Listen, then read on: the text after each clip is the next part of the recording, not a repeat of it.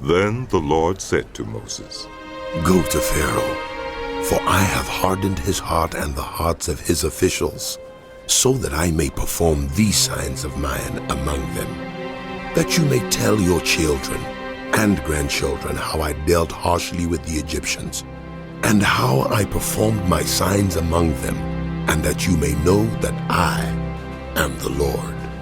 So Moses and Aaron went to Pharaoh and said to him, This is what the Lord, the God of the Hebrews, says. How long will you refuse to humble yourself before me? Let my people go, so that they may worship me. If you refuse to let them go, I will bring locusts into your country tomorrow. They will cover the face of the ground so that it cannot be seen. They will devour what little you have left after the hail, including every tree that is growing in your fields. They will fill your houses and those of all your officials and all the Egyptians, something neither your parents nor your ancestors have ever seen from the day they settled in this land till now. Then Moses turned and left Pharaoh. Pharaoh's officials said to him, How long will this man be a snare to us? Let the people go, so that they may worship the Lord their God. Do you not yet realize that Egypt is ruined? Then Moses and Aaron were brought back to Pharaoh. Go, worship the Lord your God. But tell me who will be going. Moses answered, We will go with our young and our old, with our sons and our daughters, and with our flocks and herds, because we are to celebrate a festival to the Lord. Pharaoh said, The Lord be with you. If I let you go along with your women and children, clearly you are bent on evil. No, have only the men go and worship the Lord, since that's what you've been asking for. Then Moses and Aaron were driven out of Pharaoh's presence. And the Lord said to Moses, Stretch out your hand over Egypt, so that locusts swarm over the land and devour everything growing in the fields, everything left by the hail. So Moses stretched out his staff over Egypt, and the Lord made an east wind blow across the land all that day and all that night. By morning, the wind had brought the locusts. They invaded all Egypt and settled down in every area of the country in great numbers. Never before had there been such a plague of locusts, nor will there ever be again. They covered all the ground until it was black. They devoured all that was left after the hail, everything growing in the fields and the fruit on the trees. Nothing green remained on tree or plant in all the land of Egypt. Moses, Pharaoh quickly Aaron, summoned Moses and them Aaron here. and said, I have sinned against the Lord your God and against you. Now forgive my sin once more and pray to the Lord your God to take this deadly plague away from me. Moses then left Pharaoh and prayed to the Lord, and the Lord changed the wind to a very strong west wind, which caught up the locust and carried them into the Red Sea. Not a locust was left anywhere in Egypt. But the Lord hardened Pharaoh's heart, and he would not let the Israelites go. Then the Lord said to Moses, Stretch out your hand toward the sky, so that darkness spreads over Egypt, darkness that can be felt. So Moses stretched out his hand toward the sky, and total darkness covered all Egypt for 3 days. No one could see anyone else or move about for 3 days. Yet all the Israelites had light in the places where they lived. Then Pharaoh summoned Moses and said, Go, worship the Lord.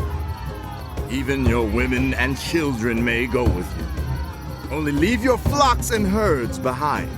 But Moses said, You must allow us to have sacrifices and burnt offerings to present to the Lord our God. Our livestock too must go with us. Not a hoof is to be left behind. We have to use some of them in worshiping the Lord our God.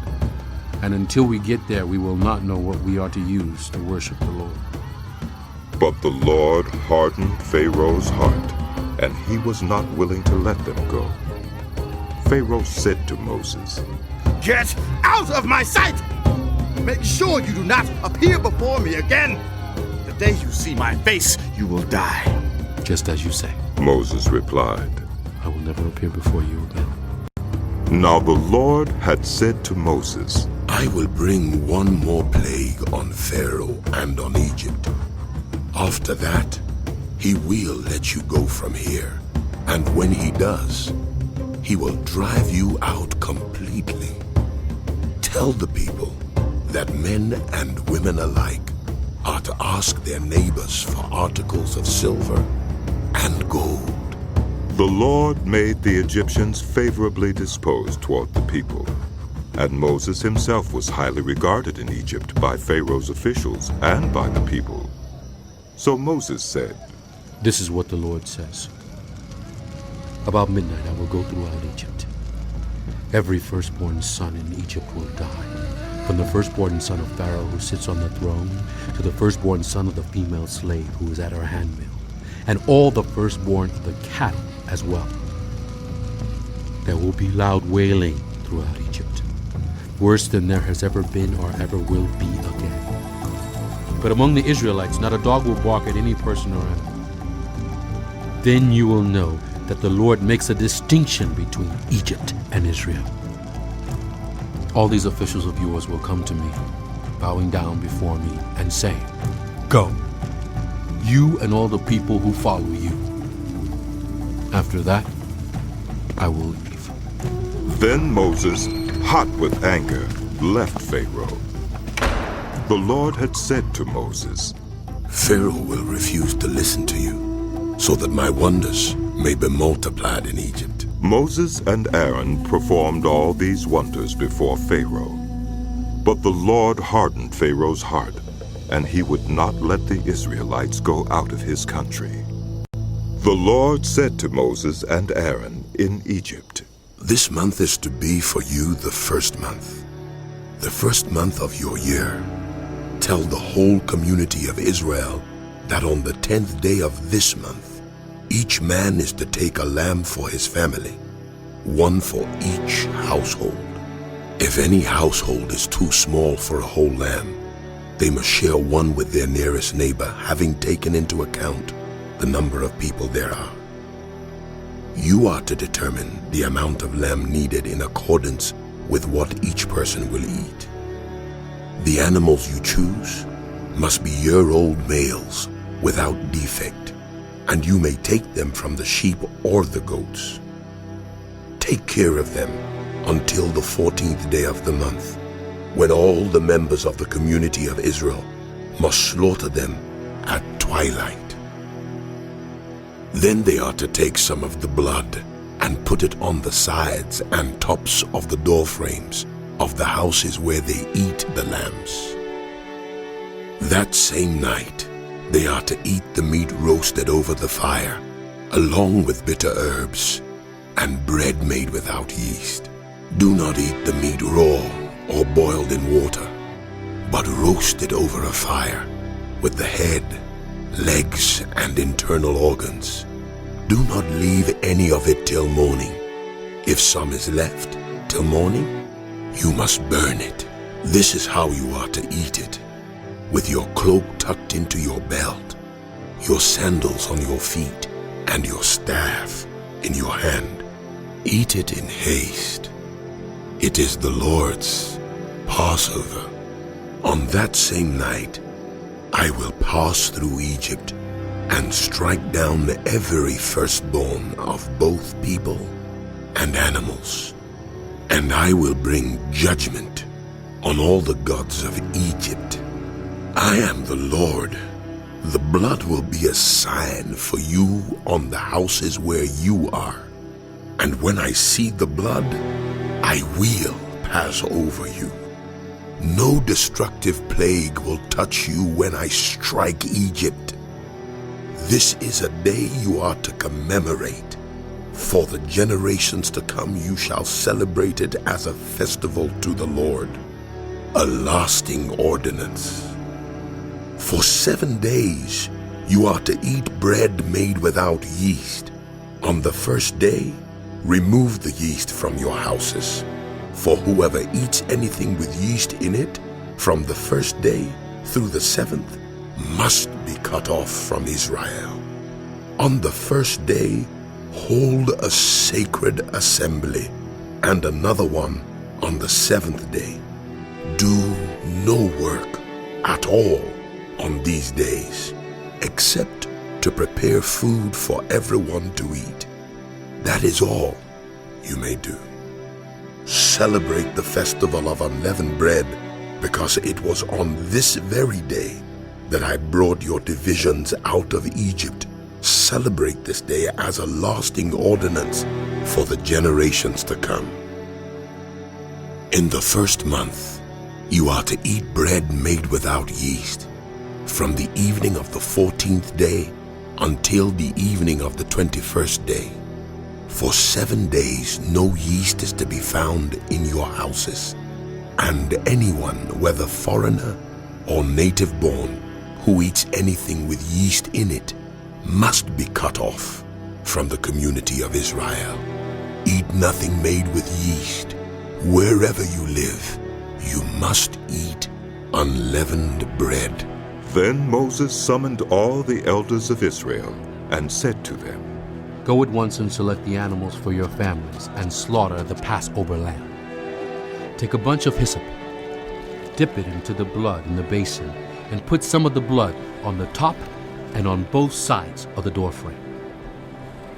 None of you shall go out of the door of your house until morning. When the Lord goes to the land to strike down the Egyptians, he will see the blood on the top and sides of the doorframe and will pass over that doorway, and he will not permit the destroyer to enter your houses and strike you down. Obey these instructions as a lasting ordinance for you and your descendants. When you enter the land that the Lord will give you as he promised, observe this ceremony. And when your children ask you, what does this ceremony mean to you? Then tell them, it is the Passover sacrifice to the Lord, who passed over the houses of the Israelites in Egypt and spared our homes when he struck down the Egyptians.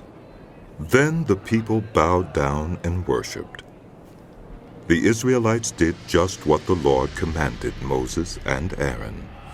At midnight, the Lord struck down all the firstborn in Egypt, from the firstborn of Pharaoh who sat on the throne, to the firstborn of the prisoner who was in the dungeon, and the firstborn of all the livestock as well. Pharaoh and all his officials and all the Egyptians got up during the night, and there was loud wailing in Egypt, for there was not a house without someone dead. During the night, Pharaoh summoned Moses and Aaron and said, Up! Leave my people, you and the Israelites, who worship the Lord as you have requested.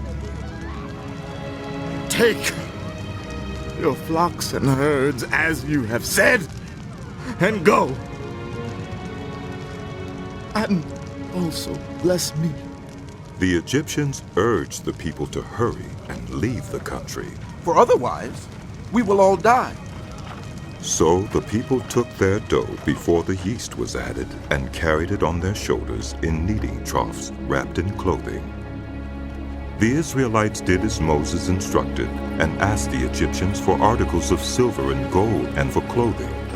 The Lord had made the Egyptians favorably disposed toward the people, and they gave them what they asked for. So they plundered the Egyptians. The Israelites journeyed from Ramses to Succoth. There were about 600,000 men on foot, besides women and children. Many other people went up with them, and also large droves of livestock, both flocks and herds. With the dough the Israelites had brought from Egypt, they baked loaves of unleavened bread. The dough was without yeast because they had been driven out of Egypt and did not have time to prepare food for themselves. Now the length of time the Israelite people lived in Egypt was 430 years. At the end of the 430 years, to the very day, all the Lord's divisions left Egypt. Because the Lord kept vigil that night to bring them out of Egypt, on this night all the Israelites are to keep vigil to honor the Lord for the generations to come. The Lord said to Moses and Aaron, These are the regulations for the Passover. No foreigner is to eat of it. Any slave you have bought may eat of it after you have circumcised him, but a temporary resident or a hired worker may not eat of it. It must be eaten inside one house. Take none of the meat outside the house. Do not break any of the bones. The whole community of Israel must celebrate it. A foreigner residing among you who wants to celebrate the Lord's Passover must have all the males in his household circumcised. Then he may take part like one born in the land. No uncircumcised male may eat of it. The same law applies both to the native born and to the foreigner residing among you. All the Israelites did just what the Lord had commanded Moses and Aaron. And on that very day, the Lord brought the Israelites out of Egypt by their divisions.